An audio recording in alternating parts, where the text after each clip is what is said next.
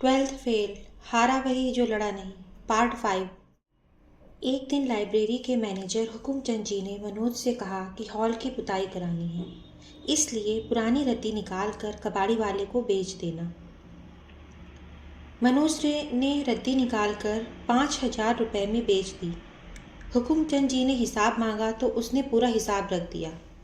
उन्होंने मनोज को भेदती हुई नज़र से देखा और कहा, मनोज, पिछले साल 7,000 की रद्दी बिकी थी, इस साल केवल 5,000 की ही कैसे बिकी? हुकुमचंद जी इस प्रश्न से मनोज की ईमानदारी पर संदेह व्यक्त कर रहे थे। उनकी नज़र में 300 रुपये कमाने वाले के लिए 2,000 रुपये की हेरा फेरी करना लाभ का सौदा है। पर मनोज अभी केवल यही समझ रहा था कि उससे सामान्य पूछताछ हो रही है। मनोज ने कहा, सर, इतनी की ही रद्दी निकली थी। मैंने 7 कबाड़ियों से संपर्क किया था, जिसने रद्दी के सबसे अधिक दाम लगाए थे उसी को बेचा। लेकिन हुकुमचंद जी का अविश्वास बढ़ता जा रहा था। हुकुमचंद ने अब अपने अविश्वास को स्पष्ट प्रकट कर मनोज पर सबसे गहरी चोट की। हुकुमचंद जी ने मनोज पर अपना पूरा अविश्वास प्रकट कर दिया। उसकी सच्चाई का उन पर कोई असर नहीं हुआ। मनोज, तुम तो युवक हो, तोमर जी तुम पर भरोसा करते हैं, तुमसे यह उम्मीद नहीं थी। ईमानदारी मनोज का सबसे बड़ा संकल्प था, जिसे हुकुमचंद जी ने छिन्न भिन्न करके उसे बेईमान सिद्ध कर दिया। हुकुमचंद जी का निराधार आरोप सुनकर मनोज भयानक कड़वाहट से भर गया। उसकी इच्छा हो रही थी कि कोई कड़वा जवाब हुकुमचंद जी को दे दे, पर वह कुछ नहीं कह सका। वह हुकुमचंद जी को बिना कुछ कहे लाइब्रेरी से नीचे चला गया। मनोज ने तय किया कि जहाँ उसकी ईमानदारी की कोई कद्र नहीं है, वहाँ वह काम नहीं करेगा। पर अगले ही पल उसके मन में विचार आया कि वह जाएगा कहाँ, रहेगा कहाँ, पढ़ेगा कहाँ, पढ़ाई के लिए पैसा कहाँ से आएगा। मनोज के मन में यही ऊहापोह बनी रही। शाम को मनोज लाइब्रेरी में अपनी कुर्सी पर बैठा हुआ था। उसके सामने इतिहास की आधुनिक भारत की किताब खुली हुई रखी थी, पर उसका मन पढ़ाई में नहीं लग रहा था। उसके मन को हुकुमचंद जी के आरोप परेशान कर रहे थे। अचानक उसने महसूस किया कि उसके सामने रखा मटका हिल रहा है। लाइब्रेरी की छत पर लगा पंखा चलते चलते अचानक कुछ अधिक तेजी से हिलने लगा। उसे लगा कि दीवार भी हिल रही है। फिर उसे नीचे सड़क से कुछ आवाजें सुनाई दी। उसने सड़क पर झांक कर देखा तो लोग इकट्ठे होकर चिल्ला रहे थे, भूकंप आ गया, भूकंप आ गया। पुरानी जर्जर इमारतें कुछ सेकंड ठहरा कर थम गईं। वह भागकर नीचे चला गया। मार्केट के कई दुकानदार भी घबरा कर सड़क पर आ गए थे। सभी लोग भूकंप के डर से सहम गए थे। कुछ घंटे सभी लोगों ने सड़क पर ही गुजारी। जब दोबारा भूकंप नहीं आया तो लोगों ने राहत की सांस ली। लेकिन किसी ने शंका प्रकट कर दी कि रात को भूकंप आ सकता है। मनोज बिल्डिंग में अकेला रहता था। उसे बिल्डिंग में जाने से डर लग रहा था। वह शाम से लेकर रात 12 बजे तक सड़क पर अकेला भटकता रहा। वह सड़क के किनारे बनी एक फर्नीचर की दुकान पर बैठ गया। दुकान के बाहर बैठा बैठा वह सोचने लगा, आज यह बिल्डिंग गिर जाती और मैं उसमें दब कर मर जाता तो किसी को क्या फर्क पड़ता। इस शहर में कौन ढूंढता मुझे? कोई नहीं। मैंने अपने 4 वर्ष ग्वालियर की इन सड़कों पर भटकते हुए बिता दिए। क्या पाया मैंने? ईमानदारी से काम करने के बावजूद बेईमानी का आरोप। क्या मैं बेईमानी का आरोप लिए हुए ही मर जाता? कोई नहीं है जो मुझे प्यार करता हो। किस पीएससी के पीछे मैं पड़ा हूं जिसका दूर दूर तक कोई अता पता नहीं। डरा, उदास, हतोत्साहित मनोज सुनसान सड़क पर बैठा रहा। उसके पास कोई नहीं था जिससे वह अपने मन का दर्द बांट सके। उसकी निराशा, भय, बेईमानी का झूठा आरोप, भविष्य के प्रति उसकी अनिश्चितता, अभावों का जीवन उसे विचलित कर रहा था। सड़क अब पूरी तरह सूनी हो गई थी। वह भटकता हुआ पास के राम मंदिर चौराहे पर चला गया। मंदिर के गेट बंद हो गए थे। वह गेट के पास बनी सीढ़ियों पर बैठा रहा। काफी देर तक वह राम की मूर्ति को एकटक देखता रहा, जैसे उनसे बात करने की कोशिश कर रहा हो। शायद वह राम भगवान से पूछने आया था कि बताओ अब मुझे क्या करना है, कोई तो दिशा दिखाओ। उसे लग रहा था कि राम उसे देखकर शांत भाव से मुस्कुरा रहे हैं। आश्वस्त कर रही थी मनोज को उनकी मुस्कुराहट। लगभग आधा घंटा वह सीढ़ियों पर बैठा मूर्ति की ओर देखता रहा, खोया रहा वह भगवान की आंखों में। अचानक वह सोचने लगा, मैं भी तो राम की तरह ही एक अंतहीन यात्रा पर निकला हूँ, जिसके पड़ावों पर मिलने वाले दुख तो मुझे सहने ही होंगे। प्रतिभाएं अकारण आगे नहीं बढ़ती, वे बढ़ती हैं अपने पुरुषार्थ से, अपने समर्पण से, अपनी मेहनत से, अपने त्याग से, अपनी प्रबल इच्छा से। पता नहीं कौन सी शक्ति मनोज ने मंदिर की सीढ़ियों पर महसूस की। वह सीढ़ियों पर खड़ा होकर जोर जोर से बोलने लगा, मैं किसी भी झूठे आरोप को नहीं सहूंगा, मुझे कोई नहीं हरा सकता। मनोज लाइब्रेरी की ओर लगभग दौड़ सा पड़ा।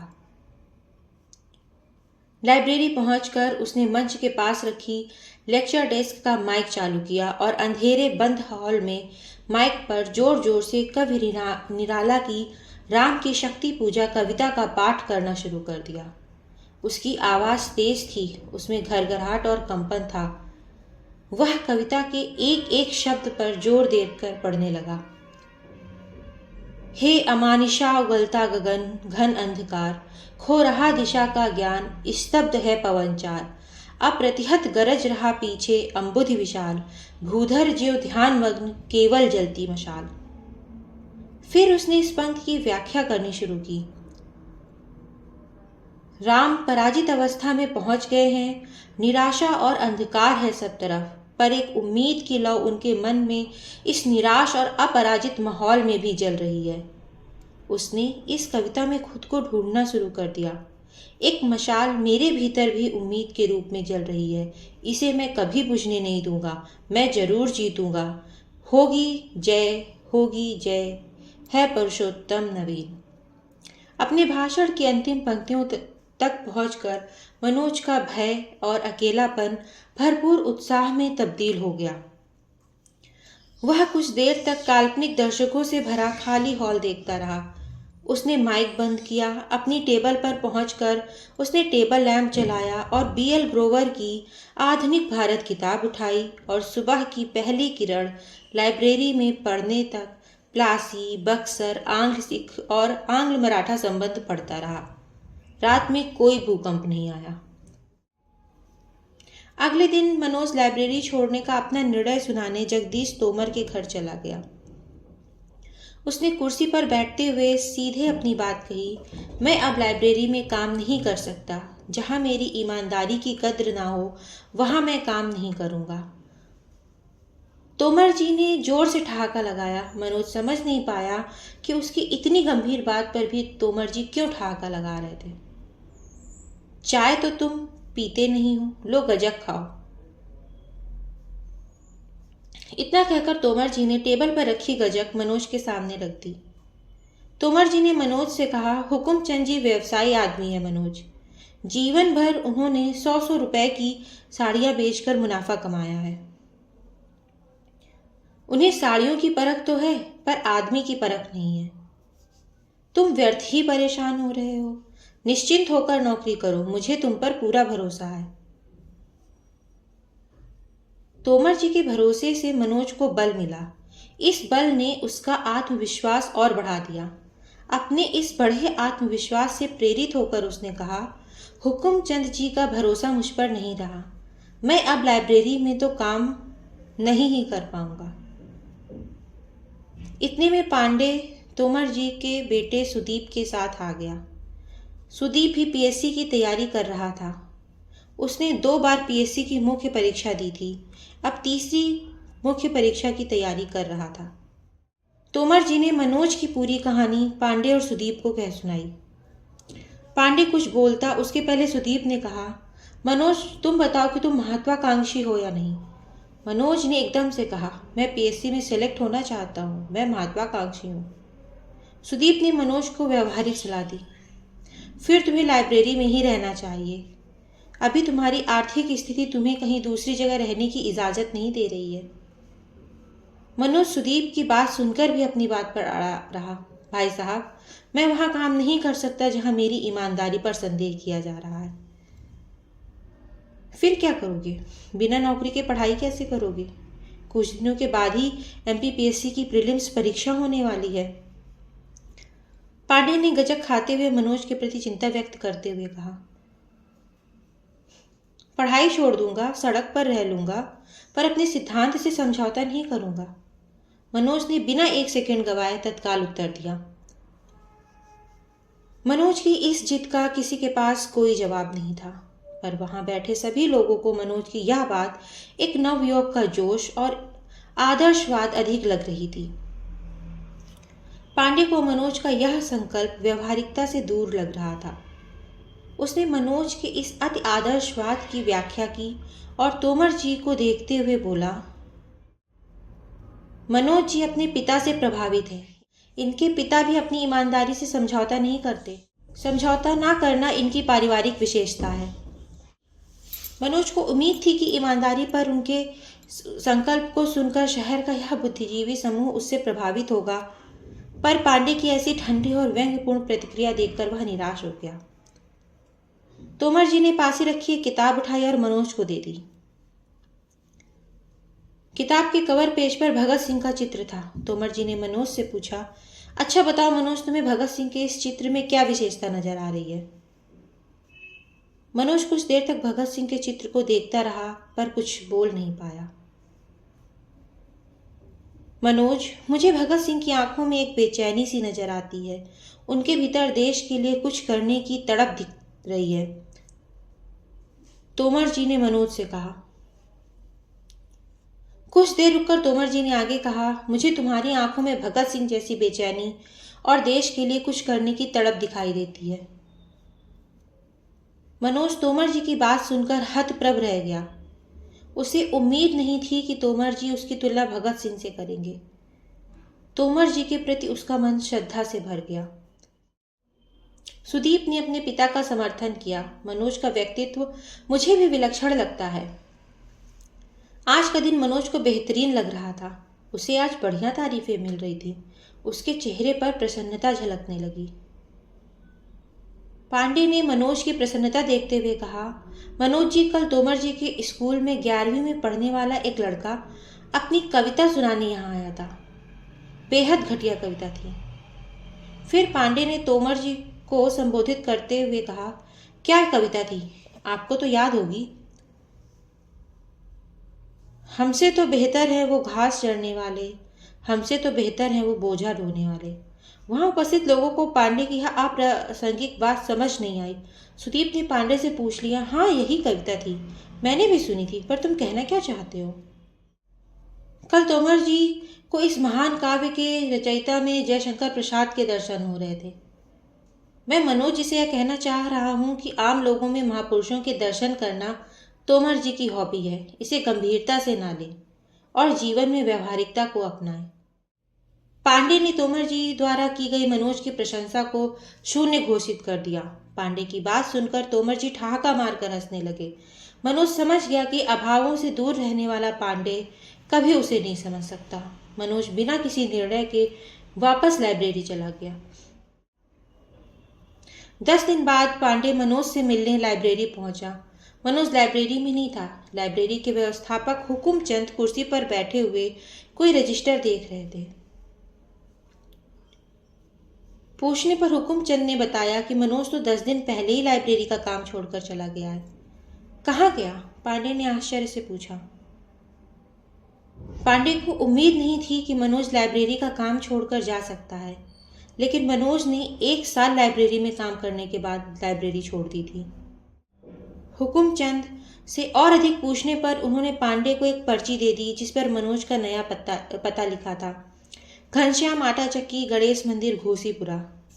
पर्ची हाथ में लिए पांडे लाइब्रेरी के नीचे उतर आया। पांडे ने अपनी साइकिल घोसीपुरा की ओर मोड़ दी।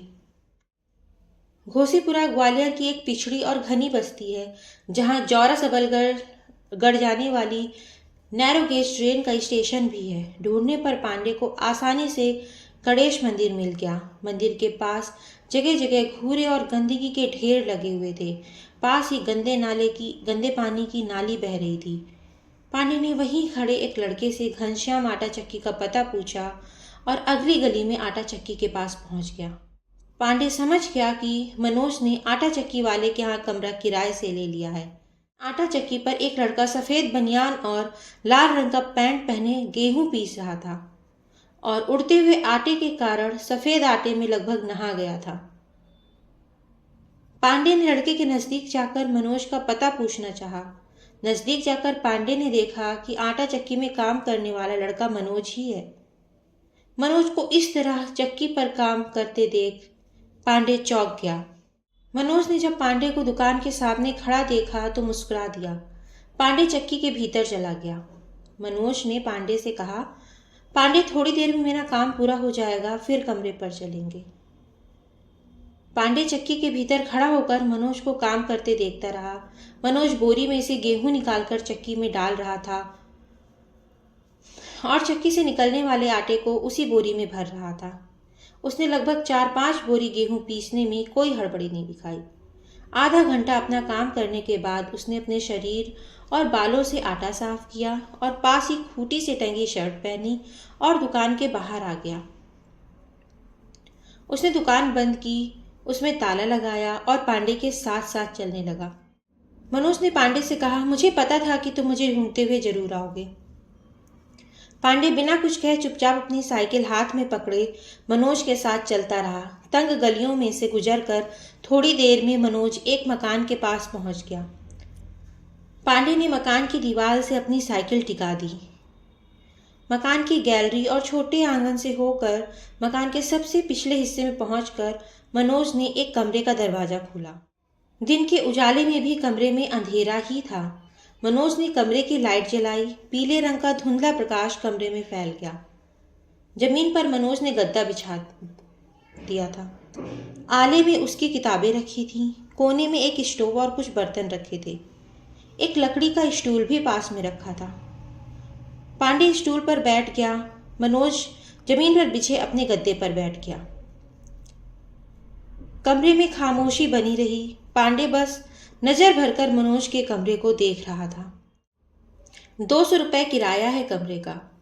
वैसे तो 250 रुपये है, पर एक साहित्यकार हैं घनश्याम जी, उनका मकान है। लाइब्रेरी में आते थे, मुझे बहुत पसंद करते थे। मैंने उन्हें अपनी समस्या बताई तो उन्होंने मुझे सस्ते में यह कमरा दे दिया रहने को। बहुत भले व्यक्ति हैं। दुनिया में अच्छे लोगों की कमी नहीं है पांडे जी। उन्होंने तो अपनी पूरी आटा चक्की की जिम्मेदारी ही मुझे सौंप दी। दिन में 4-5 घंटे आटा पीसने का काम है। 500 रुपये महीने मिलेंगे, बाकी पूरे दिन पढ़ाई करता रहता हूँ बस। आदमी यदि टाइम का सही मैनेजमेंट कर ले तो समय की कमी नहीं रहती। भगवान एक रास्ता बंद करता है तो दूसरा जरूर खोलता है। मनोज ने अपनी आंखें पांडे के चेहरे से दूर रखकर अपनी बात पूरी की। पांडे ने मनोज की बात ध्यान से सुनी, पर वह बोला कुछ नहीं। पीले रंग का बल्ब अचानक बंद हो गया। शायद लाइट चली गई थी। कमरे में अंधेरा हो गया। कमरे में कोई खिड़की नहीं थी जिसे खोलकर मनोज प्रकाश की व्यवस्था कर सके। दरवाजा पहले से खुला था। मकान के इस हिस्से में सूरज की रोशनी बिल्कुल नहीं आ रही थी। मनोज ने पास रखी मोमबत्ती जला दी। मनोज अपनी बात पांडे से कह चुका था। अब वह पांडे से कुछ सुनने की उम्मीद में बैठा था। तुम माने नहीं मनोज, तुमने लाइब्रेरी छोड़ ही दी। कुछ देर पहले छाई चुप्पी को तोड़ते हुए पांडे ने मनोज से कहा, मुझे संतुष्टि है कि मैंने लाइब्रेरी छोड़ दी, पर अपना सिद्धांत नहीं छोड़ा। ईमानदारी की रक्षा अभाव सहकर भी होनी चाहिए। पांडे ने अचानक मनोज की आवाज में भारीपन महसूस किया। पांडे ने देखा कि मनोज एकटक जलती हुई मोमबत्ती को देख रहा था। पर अब तुम इस अंधेरे में पीएससी की तैयारी कैसे करोगे? पांडे ने अंधेरे सीलन भरे कमरे को देखते हुए कहा। बाहर का अंधकार समस्या नहीं है पांडे। समस्या तब होती है जब हमारा मन सुविधाओं के लालच में समझौतों के अंधकार में डूब जाता है। मनोज ने किसी गहरी भीतरी आवाज में पांडे से कहा। बाहर गुजरने वाली नैरो गेज ट्रेन का शोर सुनाई दे रहा था। पांडे को प्यास लगाई थी। उसने पास रखे मटके में से एक गिलास पानी भरकर पी लिया और वापस अपने स्टूल पर बैठ गया। कुछ देर स्टूल पर बैठे बैठे जब पांडे को बात करने के लिए कोई विषय नहीं सूझा तो उसने मनोज से कहा, मनोज अब मैं चलता हूँ। पांडे और मनोज बाहर आ गए। पांडे ने मकान की दीवार से टिकी अपनी साइकिल उठाई और साइकिल पर बैठने से पहले कुछ देर रुका। मनोज को देखता रहा। मनोज ने अपने पिचके हुए गालों को छिपाने के लिए दाढ़ी बढ़ा ली थी। उसका गोरा रंग हल्का पीला हो गया था। उसकी आंखें अंदर को धंस गई थीं। कुछ देर और पांडे का साथ मिलने के लालच में मनोज पांडे के साथ साथ गली के मोड़ तक जाने लगा। पांडे भी साइकिल पर न बैठकर पैदल ही साइकिल लिए मनोज के साथ साथ चलता रहा। गली का मोड़ आ गया। मनोज ने पांडे से कहा, आते रहा करो पांडे, तुम्हारे आने से अच्छा लगता है। पांडे कुछ सोचता हुआ अपनी साइकिल पकड़े रहा। 5-6 सेकंड उसी चिंता की अवस्था में साइकिल पकड़े रहने के बाद पांडे ने मनोज से कहा, मनोज एक बात कहूँ, मानोगे? मनोज समझ गया कि घोसीपुरा और उसके कमरे का माहौल देखकर पांडे उसे फिर से लाइब्रेरी में नौकरी करने के लिए कहेगा। इसलिए उसने कहा, मैं किसी भी कीमत पर लाइब्रेरी में नहीं जाऊंगा। पांडे ने मनोज की इस बात को लगभग अनसुना करते हुए अपनी बात जारी रखी। मनोज, मेरी अपने घर में पढ़ाई नहीं हो पा रही है। एजी ऑफिस के पीछे एक पीली कोठी है, उसमें 10-12 कमरे हैं, जिसमें पीएससी की तैयारी करने वाले लड़के किराए से रहते हैं। दतिया का मेरा दोस्त गुप्ता और जगमोहन भी वहां रहता है। मैं सोच रहा हूँ एक कमरा किराए पर लेकर वहीं पीएससी तैयारी करूँ। तुम मेरे साथ पढ़ोगे तो मुझे भी लाभ होगा। क्या तुम मेरे साथ रहकर पढ़ाई करोगे? मनोज के अपने कानों पर यकीन नहीं हुआ। उसे उम्मीद नहीं थी कि पांडे उसे इस तरह का कोई प्रस्ताव दे सकता है। इससे अच्छा प्रस्ताव इस समय उसके लिए दूसरा कोई नहीं हो सकता था। पांडे ने एक बार फिर उसकी जटिल समस्या का सरल समाधान निकाल दिया था। मनोज ने पांडे से कहा, पर मेरे पास किराए के पैसे तो नहीं हैं। पांडे ने साइकिल पर बैठते हुए कहा, एक आदमी के खर्च में 2 लोग आसानी से रह सकते हैं। इतना कहकर पांडे बिना मनोज का जवाब सुने अपनी साइकिल पर बैठकर चला गया। पांडे झूमता हुआ साइकिल चला रहा था। मनोज तब तक पांडे को देखता रहा जब तक पांडे उसकी आंखों से ओझल नहीं हो गया। पांडे ने पीली कोठी में कमरा ले लिया। 2 मंजिला बिल्डिंग को पीली कोठी इसलिए कहा जाता है कि यह पीले रंग से पुती हुई थी। पीली कोठी में 10-12 कमरे थे, जिनमें पीएससी की तैयारी करने वाले लड़के रहकर पढ़ाई करते थे, जिस कारण पीली कोठी में पढ़ाई का अच्छा माहौल रहता था। मनोज घोसीपुरा से अपना सामान समेटकर पांडे के कमरे पर आ गया। पीएससी की तैयारी के लिए जिस ग्रुप की तलाश मनोज को थी वह मिल गया। नवंबर के पहले सप्ताह में पीएससी की प्रारंभिक परीक्षा का नया विज्ञापन आ गया। पिछली बार ग्रेजुएशन के तुरंत बाद दी गई पीएससी की प्रीलिम्स परीक्षा में वह सफल नहीं हुआ था।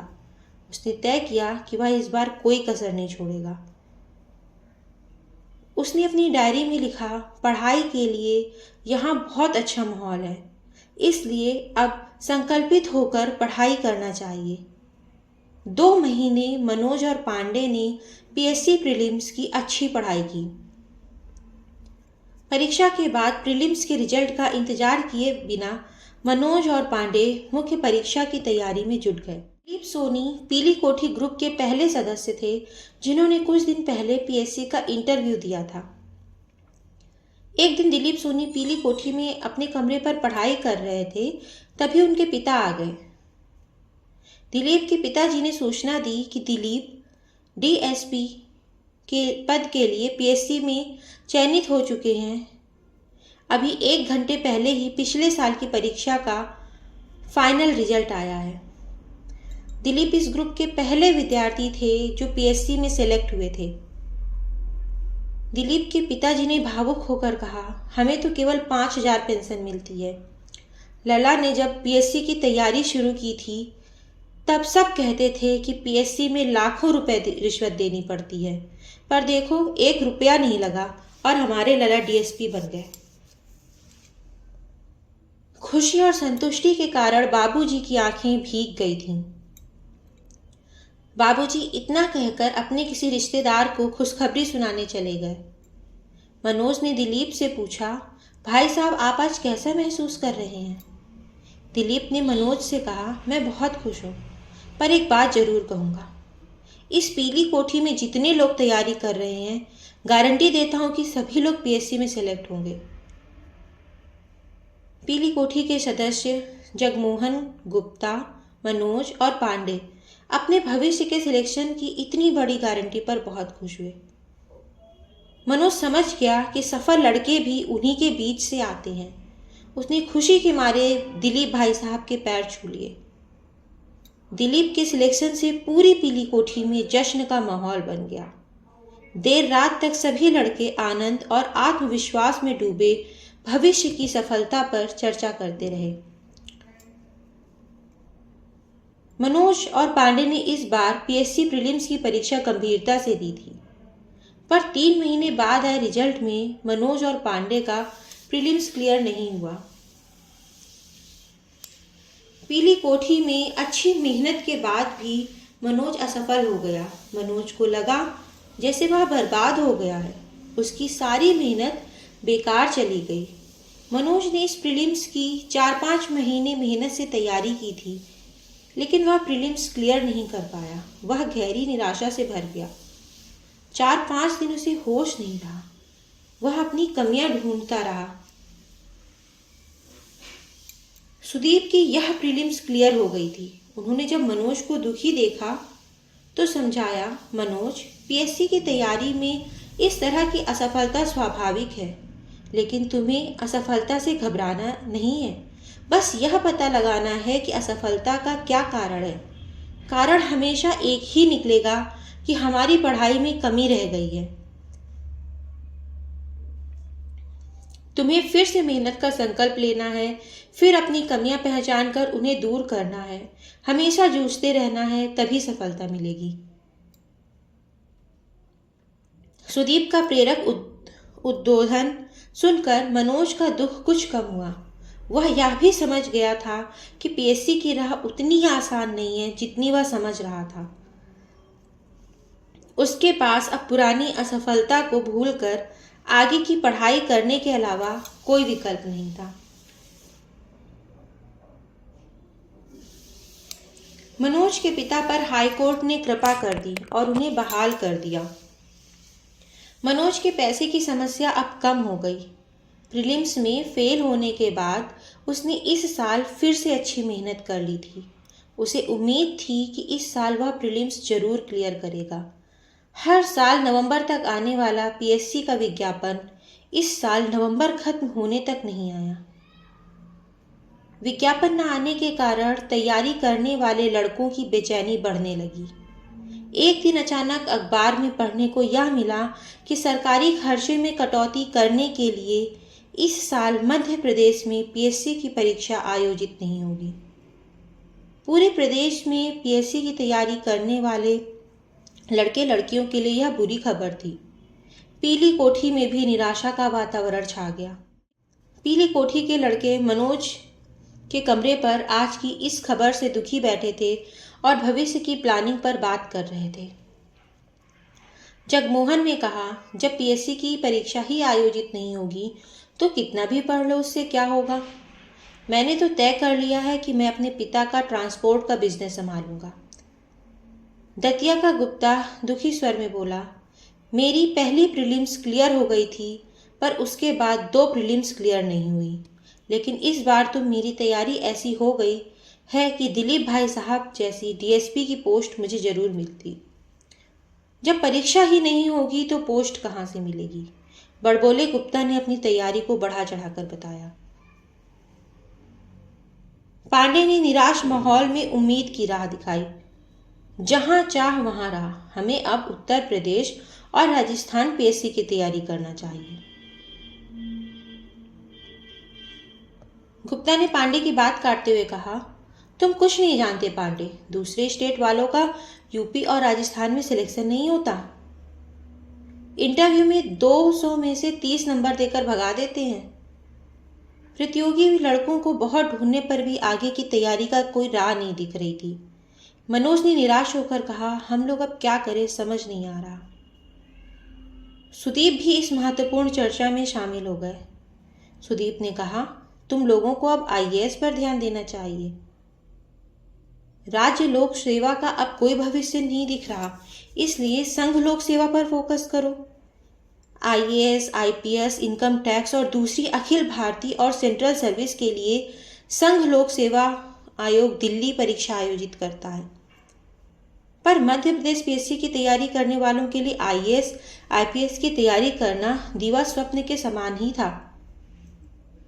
सब जानते थे कि आईएएस और आईपीएस बनने का स्टैंडर्ड उन लोगों का नहीं है।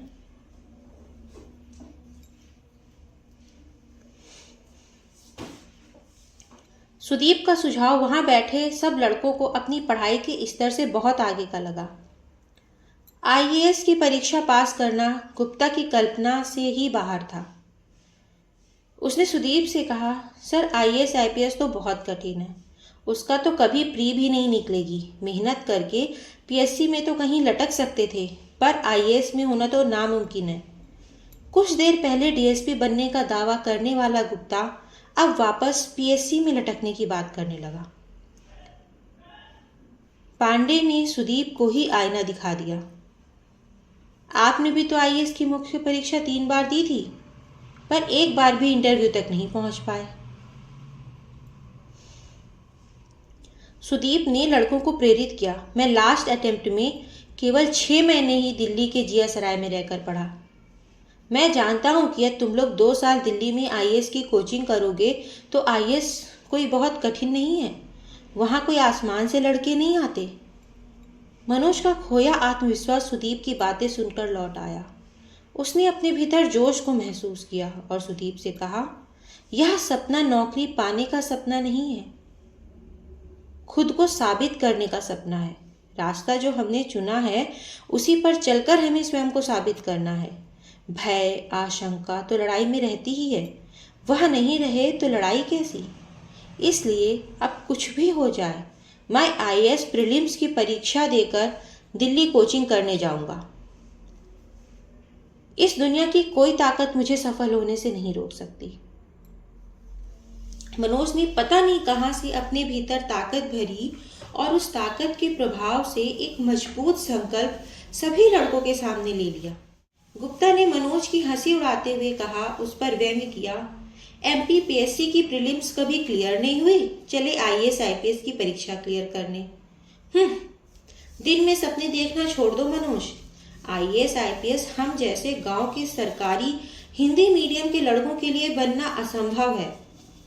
एमएलबी कॉलेज से कितने निकले हैं आज तक IAS IPS? 0। IIT Delhi, Allahabad university जैसी जगह से ही निकलते हैं आईएएस आईपीएस। गुप्ता की नकारात्मक बातों पर ध्यान दिए बिना मनोज ने उत्साह से कहा, कुछ भी हो तुम सब देखना, मेरी पहली बार में आईएएस प्रीलिम्स क्लियर होगी और मैं मुख्य परीक्षा की तैयारी करने दिल्ली जाऊंगा। निराशा के वातावरण में मनोज ने हिम्मत और उम्मीद को नहीं छोड़ा। गुप्ता नहीं माना, उसने अपनी बात जारी रखी, ग्वालियर का लड़का आईएएस का प्रीलिम्स ही निकाल ले, यही बड़ी बात है। ख्याली पुलाव मत पकाओ मनोज, सुदीप जी तो सीनियर हैं, वे ही बता दें ग्वालियर के कितने लोग प्रॉपर आईएएस आईपीएस बन गए हैं। गुप्ता की बात सुनकर सुदीप ने ग्वालियर के कुछ लड़कों के नाम याद किए जो आईएएस या आईपीएस बने हों, पर उन्हें कोई नाम याद नहीं आया। लेकिन सुदीप फिर भी अपनी बात पर टिके रहे, अब तक नहीं बने तो अब बनेंगे और आप लोग ही शुरुआत करेंगे।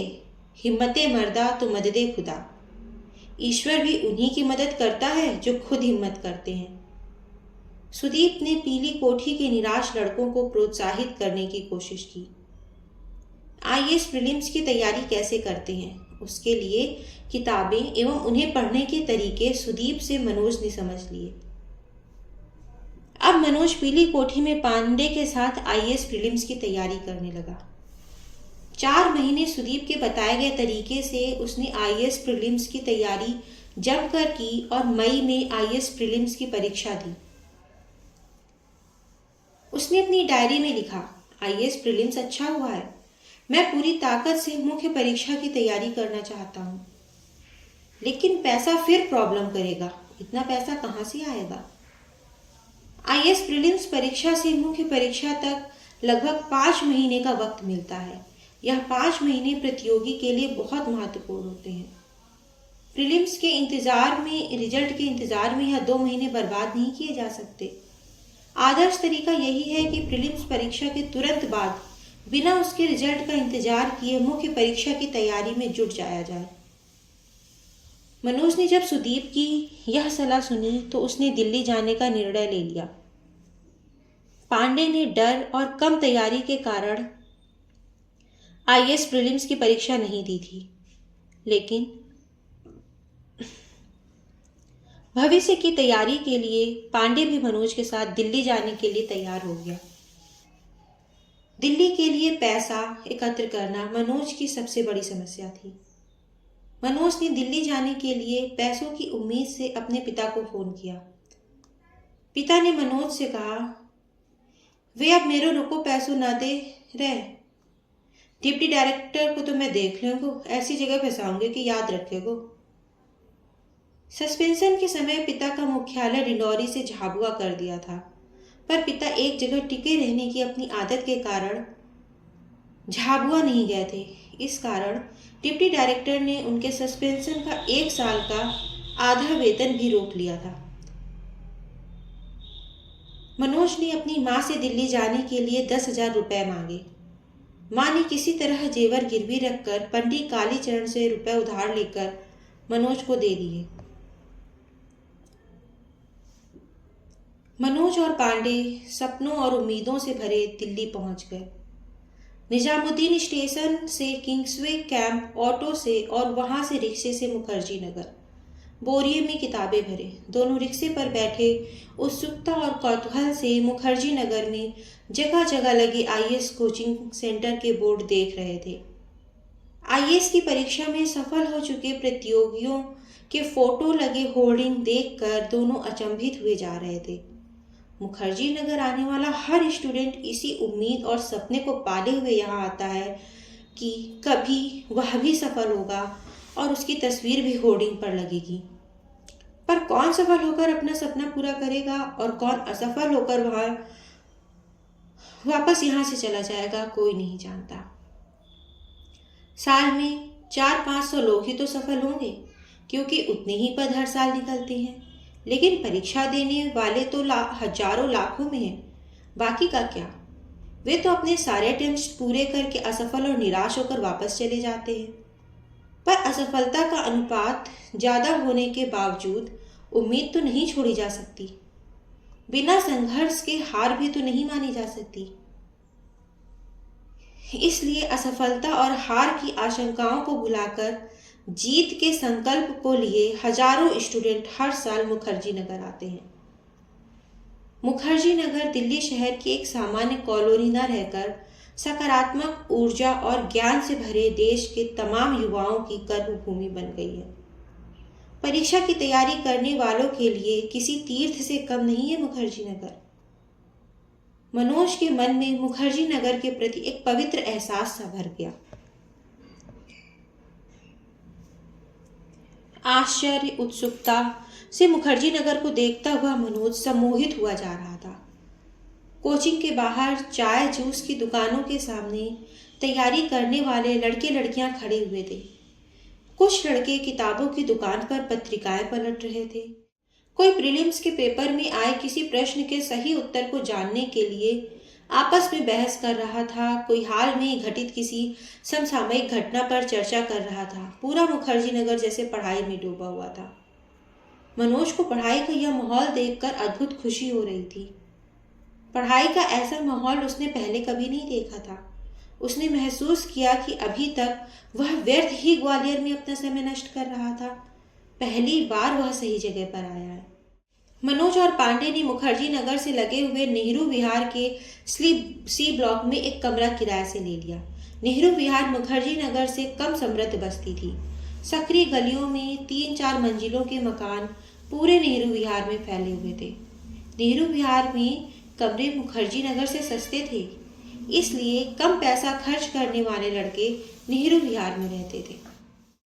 मनोज मुख्य परीक्षा के लिए हिंदी साहित्य की कोचिंग करना चाहता था। दिल्ली आने के कुछ दिन पहले पीएससी की उस परीक्षा का रिजल्ट आया था जिसकी प्रीलिम्स मनोज क्लियर नहीं कर पाया था। सुदीप उसमें डिप्टी जेलर बन गए थे। बुंदेला नाम का लड़का उस परीक्षा में पूरे प्रदेश में दूसरे स्थान पर आया था।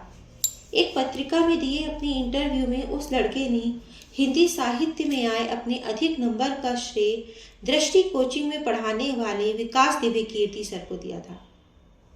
इस कारण मनोज विकास सर के यहाँ हिंदी साहित्य की कोचिंग करना चाहता था। 7,000 फीस जमा करके मनोज विकास सर की कोचिंग में एडमिशन ले लिया।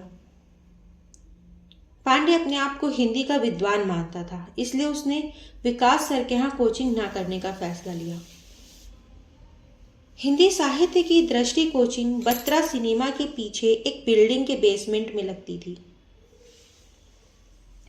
केबिन में कोचिंग की डायरेक्टर वर्मा मैडम बैठती थी। उसके भीतर एक बड़ा सा हॉल था जिसमें विकास दिव्य कीर्ति सर क्लास लेते थे। मनोज की पहले ही दिन कुछ लड़कों से बात हुई जो क्लास के बाहर खड़े थे और कोचिंग में कुछ दिन पहले से आ रहे थे। ये लड़के देश के कोने कोने से यहाँ पढ़ने आए थे। कुछ लड़के अपने राज्य की पीएससी में पहले ही सिलेक्ट हो चुके थे। वे अब यहाँ आईएएस या आईपीएस बनने आए थे।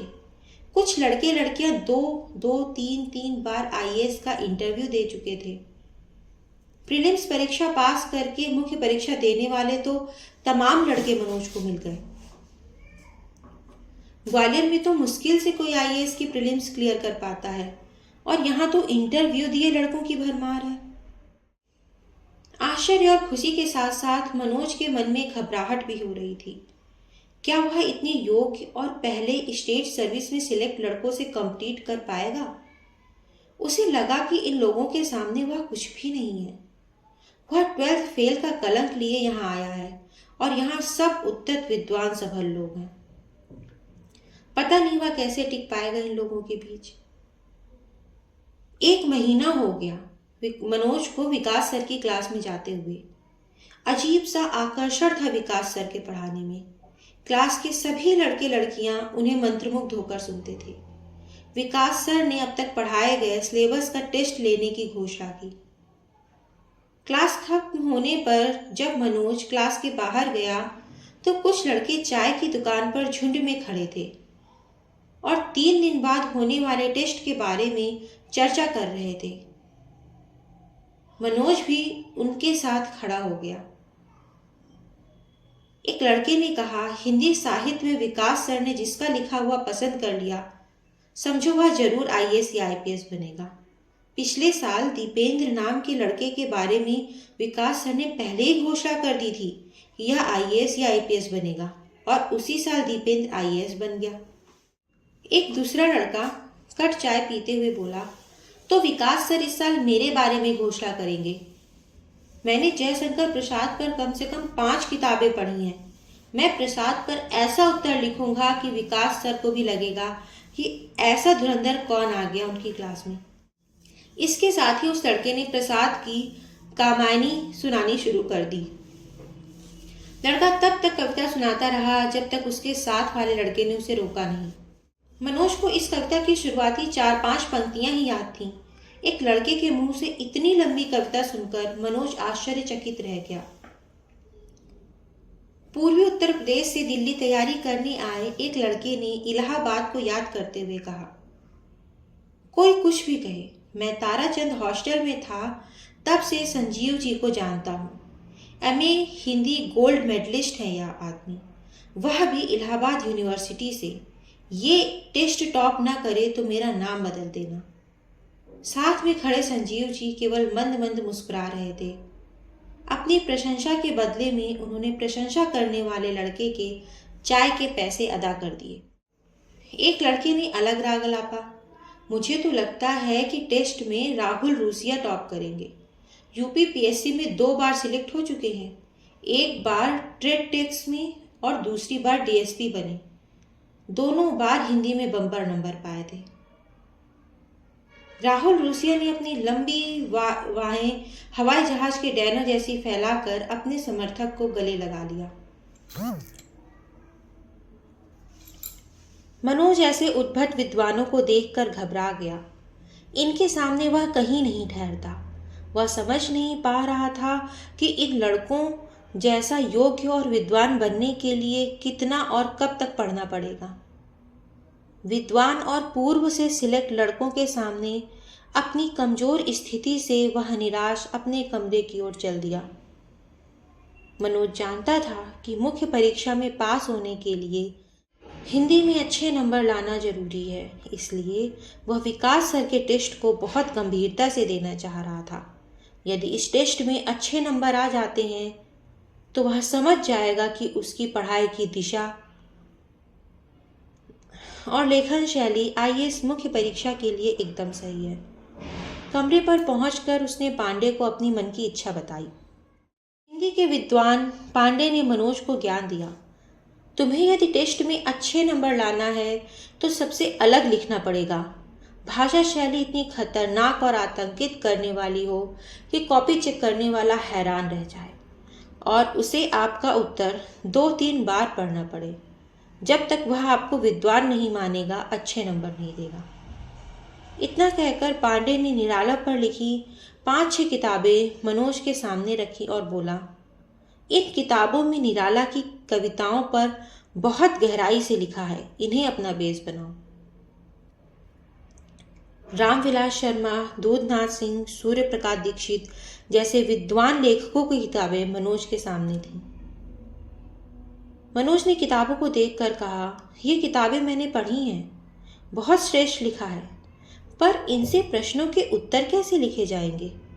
200 पेज की इन किताबों से 600 शब्दों का उत्तर लिखना बहुत कठिन काम है।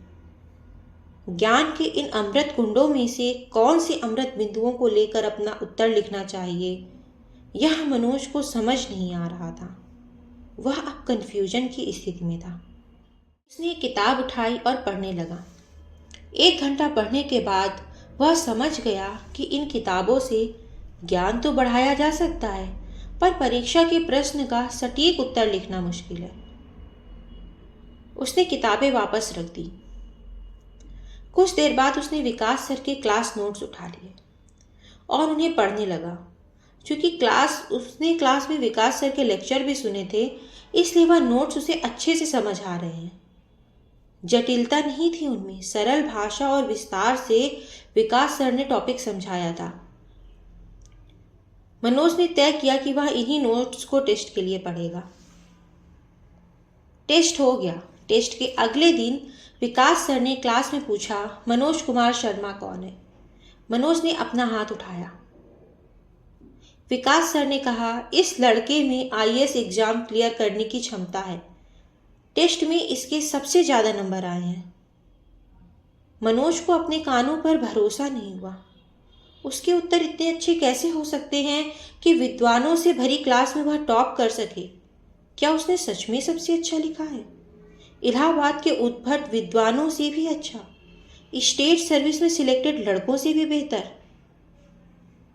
मनोज आज पूरी क्लास में हीरो बन गया। सभी लड़के लड़कियां उसकी तरफ देख रहे थे। उसने अपने जीवन में ऐसा दृश्य पहले कभी नहीं देखा था। विकास सर की प्रशंसा पाने के लिए क्लास के सभी लड़कों लड़कियों में होड़ लगी रहती थी। विद्यार्थियों की तारीफ करने में कंजूसी बरतने वाले विकास सर ने उसकी भरपूर तारीफ की थी, जिस कारण वह आज क्लास में सभी के आकर्षण का केंद्र बन गया। वह जब क्लास से निकला तो कुछ लड़कियों ने उसे घेर लिया। लड़कियों को उसमें भविष्य का आईएएस या आईपीएस दिखाई दे रहा था। लड़कियां उससे बहुत कुछ पूछना चाहती थीं। आपने इतने अच्छे उत्तर कैसे लिखे? आप किस लेखक की किताब पढ़ते हैं? आप कहाँ के रहने वाले हैं? आप किस स्टेट में सिलेक्ट हो चुके हैं? आपको आईएएस बनना पसंद है या आईपीएस? आपका यह कौन सा अटेम्प्ट है? लड़कियों के नए नए योग्य सिद्ध हुए मनोज पर प्रश्नों की बौछार कर दी। मनोज एक प्रश्न का उत्तर देने की कोशिश करता, तब तक दूसरा प्रश्न दाग दिया जाता और यह सब इतनी गति से हुआ कि वह एक भी प्रश्न का उत्तर नहीं दे पाया। उसे उम्मीद नहीं थी कि वह एक ही महीने में दिल्ली में अपनी ऐसी मनमोहक पहचान बना लेगा। वह अभिभूत सा लड़कियों से घिरा खड़ा रहा। उसे उम्मीद नहीं थी कि एक टेस्ट में टॉप करने से उसे इतना सम्मान मिलेगा। क्या विकास सर के मूल्यांकन का इतना महत्व है? वह कोचिंग से अपने कमरे की ओर जाने लगा, तभी एक लड़की उसके पास आई। उस लड़की ने मनोज के साथ चलते हुए कहा, मेरा नाम सुप्रिया है, मैं राजस्थान से हूँ। इसी साल इनकम टैक्स इंस्पेक्टर बनी हूँ। अब यहाँ IAS बनने आई हूँ। लड़की मनोज की तारीफ करती हुई उसके साथ चलती रही। लड़की का हॉस्टल आ गया। उसने मनोज से विदा ली। अच्छा बाय, कल मिलते हैं।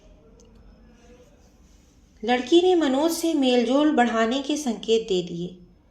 मनोज आज फूला नहीं समा रहा था। हमेशा लोगों की नज़र में श्रेष्ठ बनने की कोशिश करने वाले मनोज को लोगों ने वास्तव में श्रेष्ठ मान लिया था। उसने कमरे पर पहुंचकर कोचिंग में मिले नंबरों का पूरा किस्सा पांडे को सुनाया। पांडे को उम्मीद नहीं थी कि मनोज क्लास में टॉप कर सकता है। पांडे ने मनोज के उत्तर को सरसरी निगाह से देखा और पेपर पलंग पर लगभग फेंकते हुए कहा, क्लास में इस तरह के आयोजनों को कोचिंग चलाने के हथकंडों के रूप में देखा जाना चाहिए। आप व्यर्थ ही खुश हो रहे हैं। आपके उत्तर सामान्य हैं। मुझे इनमें कोई विशिष्टता नजर नहीं आ रही। पांडे के भीतर ईर्ष्या पैदा हो गई थी। पांडे खुद को हिंदी का विद्वान मानता था और मनोज को हिंदी का एक सामान्य विद्यार्थी। इसलिए पांडे आज उसकी उपलब्धि पर कुढ़ रहा था। पांडे की नकारात्मक प्रतिक्रिया देखकर मनोज को दुख हुआ, पर उसने पांडे से कुछ नहीं कहा। वह फिर से अपने लिखे उत्तर पढ़ने लगा। एक दिन क्लास में सुप्रिया ने मनोज से पूछा कि क्या वह उसे प्रेमचंद की कहानी कफन समझा सकता है। मनोज उसका आग्रह टाल नहीं सका। दोनों मुखर्जी नगर के एक पार्क में बैठ गए। मुखर्जी नगर के इस पार्क की रंगत निराली थी। आसपास की कई बेंचों पर कई लड़के लड़कियां जोड़ों में बैठे हुए थे। कुछ आपस में बात कर रहे थे, कोई किसी किताब को संयुक्त रूप से पढ़ रहा था।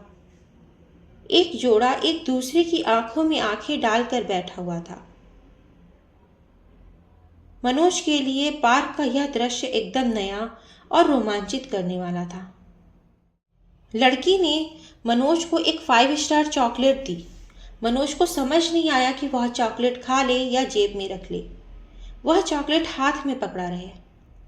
लड़की के पास शायद समय का अभाव था। वह व्यर्थ समय बर्बाद नहीं करना चाहती थी, इसलिए वह सीधे विषय पर आ गई। उसने अपने हाथ में पकड़ी कफन कहानी की किताब साइड में बेंच पर रखकर मनोज से बोली, मनोज, मैं तुम्हें पसंद करने लगी हूँ।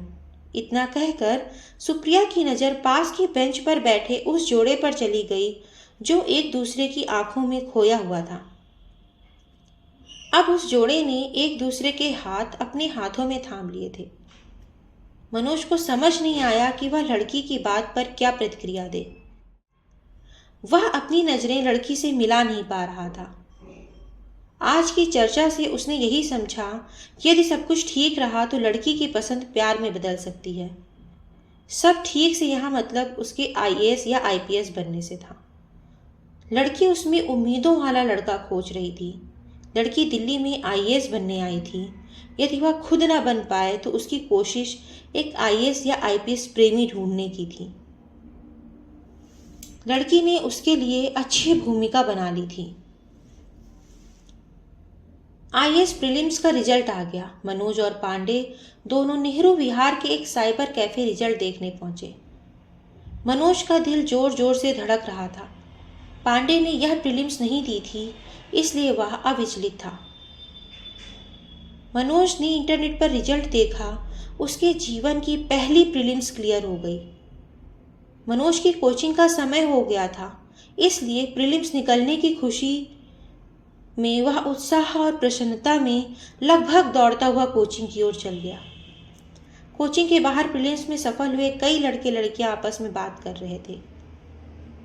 ग्वालियर में बड़ी मुश्किल से 1 या 2 लड़कों की आईएएस प्रीलिम्स निकलती है।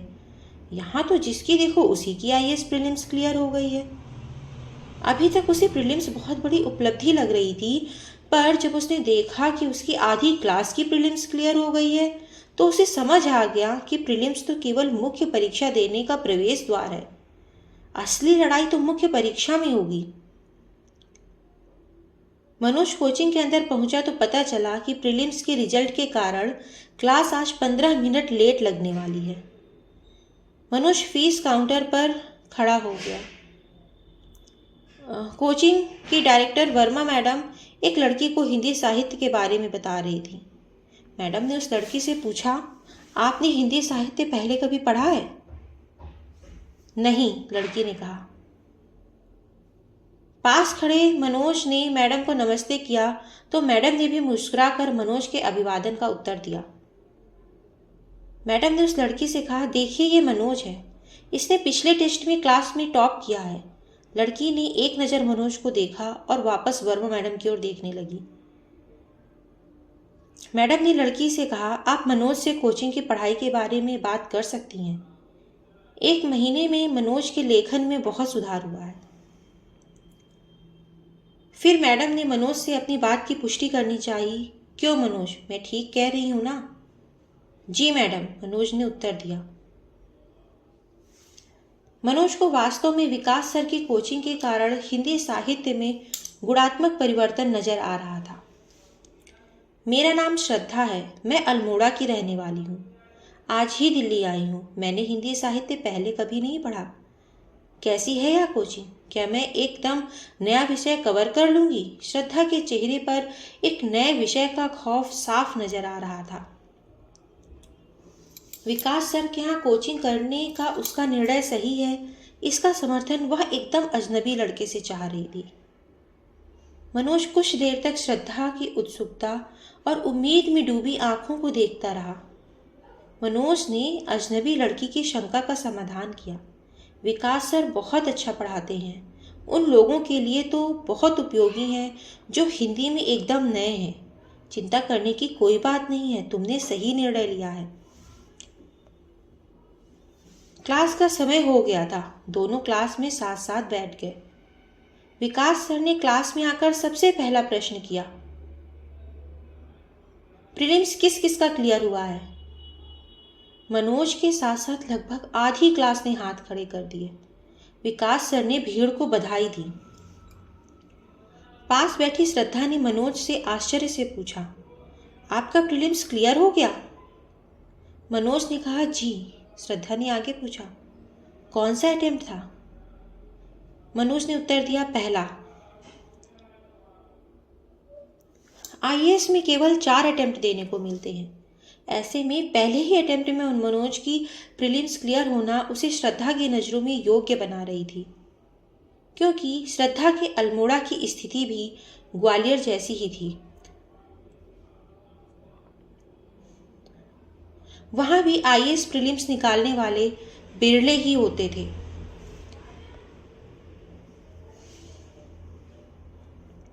एक दिन शाम को मुखर्जी नगर में बत्रा सिनेमा के सामने मेरठ वाला रेस्टोरेंट पर कोचिंग से फ्री हुए कुछ लड़के लड़कियां समोसे खा रहे थे।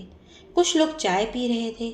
मेरठ वाला से लगी हुई किताबों की दुकान पर खड़ा मनोज इस महीने आई प्रतियोगिता दर्पण खरीद रहा था। तभी उसने एक आवाज़ सुनी, हेलो मनोज।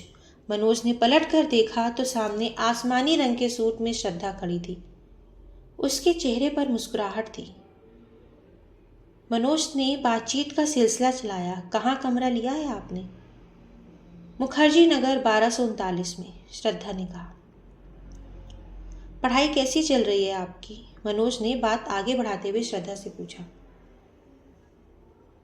हिंदी साहित्य उतना भी सरल नहीं है जितना लोग कहते हैं। मुझे तो बहुत कठिनाई हो रही है। श्रद्धा ने उदास स्वर में पढ़ाई की अपनी तकलीफ मनोज से कही। मनोज को लगा कि यह लड़की दिल्ली में पढ़ने वाली दूसरी लड़कियों से अलग है। उसे श्रद्धा सरल और पढ़ाई के प्रति चिंता करने वाली लड़की लगी। श्रद्धा का हॉस्टल नेहरू विहार के पुल से पहले ही था। दोनों साथ साथ चलने लगे। दोनों के बीच 1-2 मिनट चुप्पी बनी रही। मुखर्जी नगर से नेहरू विहार जाने वाले रास्ते में प्रकाश कम था। मनोज और श्रद्धा कम चहल पहल वाले अंधेरे रास्ते पर बढ़ रहे थे। शुरू में कोई भी नया विषय इसी तरह तकलीफ देता है, पर कुछ महीनों में आपको हिंदी साहित्य समझ आने लगेगा। मनोज ने बातचीत आगे बढ़ाने के साथ साथ श्रद्धा के पढ़ाई के तनाव को कम करने की भी कोशिश की। पता नहीं, असमंजस में थी श्रद्धा। उसे तो हिंदी साहित्य कठिन लग रहा था, इसलिए मनोज की बात का समर्थन नहीं किया उसने। चुप्पी बनी रही कुछ देर तक दोनों के बीच। कुछ तो था इस लड़की में जो मनोज को बांध रहा था। चुप्पी खत्म हो इस उद्देश्य से उसने श्रद्धा से पूछा, तुम अब्बू खां की बकरी को जानती हो? बात बढ़ाने के उद्देश्य से पूछा गया यह अप्रासंगिक प्रश्न श्रद्धा को समझ नहीं आया। प्रश्न का रहस्य समझने के लिए उसकी आंखें सामान्य से बड़ी हो गईं। मनोज ने उसकी जिज्ञासा शांत करते हुए कहा, हमारे यहाँ कक्षा 5 में अल्मोड़ा के अब्बू खां की बकरी की कहानी कोर्स में चलती थी। तभी से अल्मोड़ा मेरे दिमाग में बसा है। एक खूबसूरत पहाड़ी शहर। मनोज को याद था कि श्रद्धा ने पहली मुलाकात में बताया था कि वह अल्मोड़ा की रहने वाली है। मनोज का उत्तर सुनकर श्रद्धा ने आश्चर्य व्यक्त किया, क्या तुम्हें अब तक वह कहानी याद है? हाँ, मुझे वह कहानी आज भी याद है। याद कैसे ना रहती? इतने सुंदर शहर की कहानी कोई भूल सकता है भला? मनोज ने हंसते हुए श्रद्धा से कहा। इस सुंदर लड़की के नजदीक जाने के लिए उसने उसके सुंदर शहर की तारीफ को आधार बनाया। मनोज की बात सुनकर श्रद्धा हंस दी। उसकी भरोसेमंद हंसी ने मनोज को उत्साहित कर दिया। मनोज श्रद्धा को जानना चाहता था, इसलिए उसने कुछ प्रश्न श्रद्धा से पूछने शुरू किए। श्रद्धा, क्या तुम्हारे यहाँ बर्फ गिरती है? क्या तुम्हारे घर में कूलर पंखों की जरूरत पड़ती है? वहाँ तो इतनी ठंड पड़ती है कि कूलर पंखे की जरूरत ही नहीं पड़ती होगी। तुम दिल्ली की भयानक गर्मी कैसे सह लेती हो? तुम्हें तो इतनी गर्मी की आदत ही नहीं होगी। क्या पहाड़ों पर चढ़ते चढ़ते तुम थक जाती थी? क्या जब तुम्हारी बस पहाड़ों के गोल गोल चक्कर लगाकर आगे बढ़ती है तो नीचे देखकर तुम्हें डर नहीं लगता? मनोज बिना श्रद्धा के उत्तर की प्रतीक्षा किए ढेर सारे सवाल उससे पूछता रहा। श्रद्धा को मनोज के सारे प्रश्न रुचिकर लग रहे थे। उसके शहर के बारे में यह लड़का कल्पना मात्र से कितनी सारी बातें कर रहा है। सुनसान रास्ते से श्रद्धा अपने 1229 नंबर के हॉस्टल की ओर जाने लगी। श्रद्धा को अभी भी मनोज के प्रश्न लगातार उस सुनसान रास्ते में सुनाई दे रहे थे, जिनके उत्तर श्रद्धा नहीं दे पाई थी। मनोज ने श्रद्धा के साथ अधिक समय बिताने के लालच में बंधकर श्रद्धा से पूछा, क्या मैं तुम्हारे हॉस्टल तक तुम्हें छोड़ दूं? श्रद्धा ने हाँ में अपनी गर्दन हिला दी। मनोज ने श्रद्धा को उसके हॉस्टल तक छोड़ दिया और वापस मुड़कर तेज चाल नेहरू विहार के पुल की तरफ चलने लगा। आज मनोज ने अपने मन में अजीब सी खुशी महसूस किया। ऐसी खुशी उसने अपने जीवन में पहली बार महसूस की थी। उसे लग रहा था कि इस लड़की के मौन में एक भरोसा है और इसकी आंखों में अपनापन। उसका मन श्रद्धा के आसपास ही चक्कर लगा रहा था। अपने कमरे पर आने के बाद भी वह श्रद्धा के ख्यालों में खोया रहा।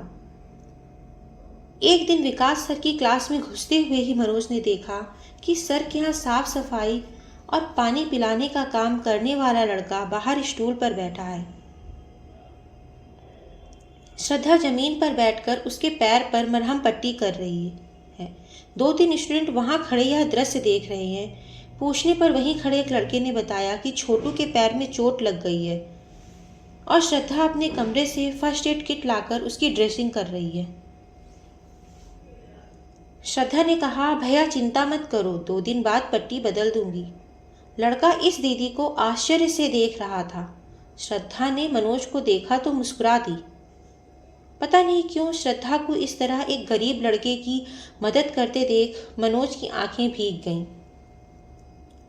श्रद्धा ने मनोज को भावुक होते हुए देखा तो पूछा, क्या हुआ मनोज? मनोज कुछ नहीं बोला। दोनों क्लास में चले गए। क्लास के बाद दोनों साथ साथ वापस जाने लगे। श्रद्धा के एक हाथ में उसका फर्स्ट एड किट था, दूसरे हाथ में किताबें। मनोज ने श्रद्धा के हाथ से किट ले लिया। मनोज अपने आप श्रद्धा की तारीफ करने से नहीं रोक सका। श्रद्धा, तुम बहुत संवेदनशील हो, जो उस लड़के की मरहम पट्टी कर रही थी। श्रद्धा को मनोज की तारीफ में कुछ अतिशयोक्ति लगी। उसने मनोज द्वारा की गई तारीफ को संतुलित करते हुए कहा, नहीं मनोज, मैं एक BA MS डॉक्टर हूँ, यह मेरा यह कर्तव्य है।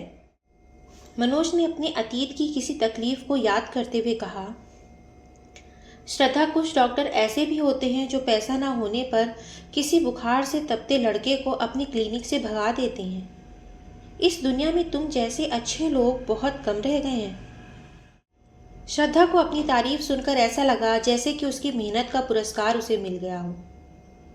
मनोज ने ग्वालियर के डॉक्टर जैन की घटना श्रद्धा को सुनाई। श्रद्धा ध्यान से वह घटना सुनती रही। उसका हॉस्टल आ गया। मनोज नेहरू विहार की ओर मुड़ गया। आज श्रद्धा अपने गेट पर खड़ी मनोज को जाते हुए देखती रही। उसने महसूस किया कि क्लास के इस योग्य लड़के के भीतर कोई अलग ही लड़का छिपा है जिसके बारे में अभी बहुत कुछ जानना है। श्रद्धा से मिलने के बाद मनोज को इनकम टैक्स इंस्पेक्टर लड़की गणित के किसी जटिल सवाल से लगने लगी थी। सफल होने पर प्यार हो जाएगा, असफल होने पर प्यार कैसे कर पाएंगे? गणित में हमेशा फेल होने वाले मनोज का मन उससे दूर होने लगा। साहित्य में रुचि रखने वाले मनोज के मन पर सरल कविता सी श्रद्धा असर करने लगी थी।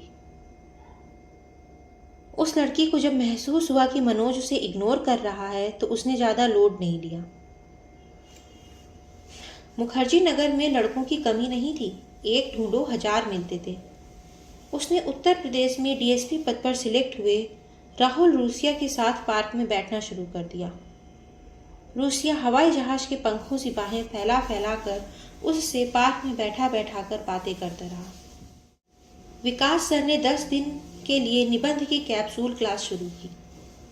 पांडे ने मनोज के साथ विकास सर की निबंध की क्लास ज्वाइन कर ली।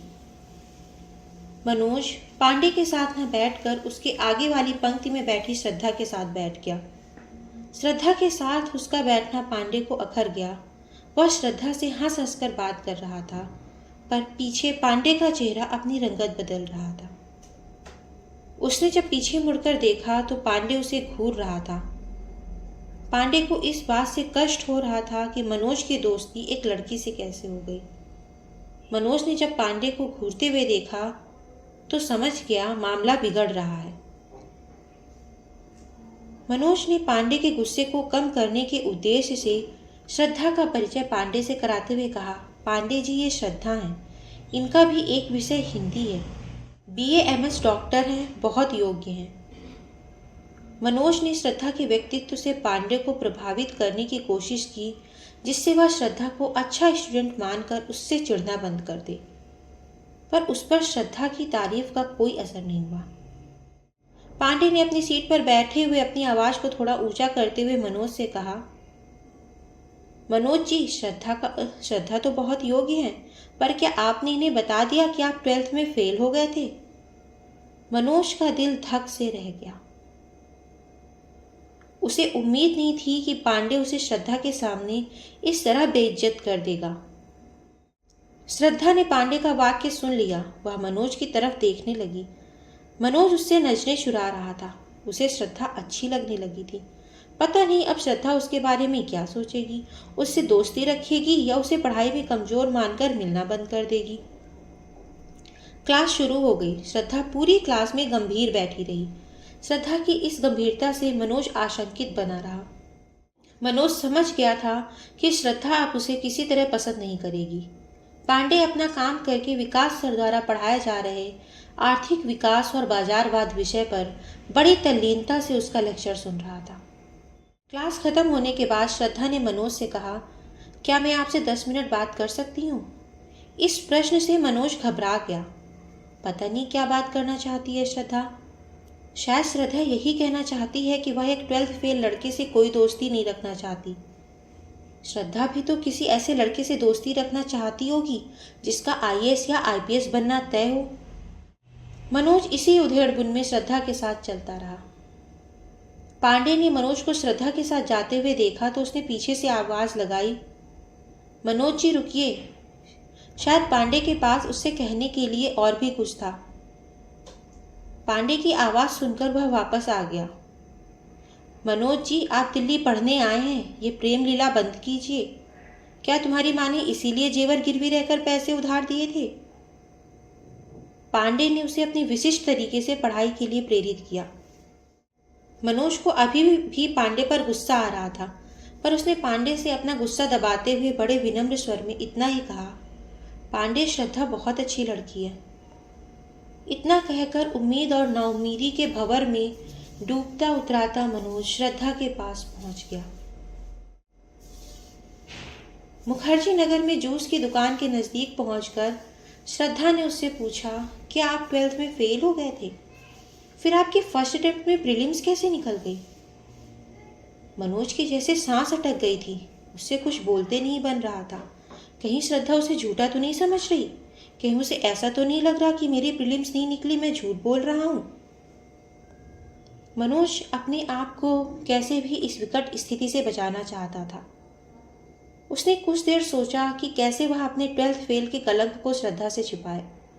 फिर उसने निर्णय लिया कि वह इस लड़की से उसे कुछ नहीं छिपाना। इस लड़की को जरूर जाननी चाहिए उसकी वास्तविकता। इस लड़की से कुछ भी छिपाना का कोई लाभ नहीं।